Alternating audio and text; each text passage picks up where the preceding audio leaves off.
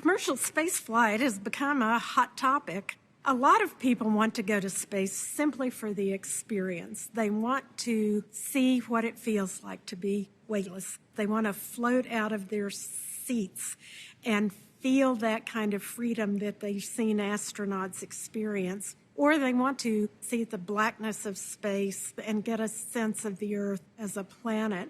We're still in the formative period of commercial space flight.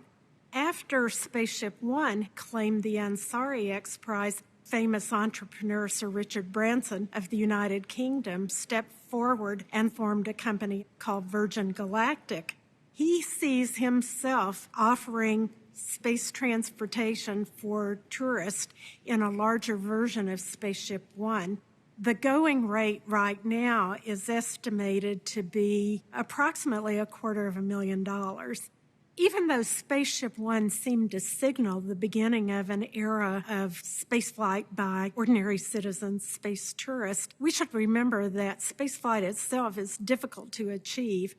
The Ansari X Prize was a key moment in making the potential of commercial spaceflight seem real. Achieving flight in a privately developed spacecraft was a significant milestone toward the dream of possible space tourism in the future.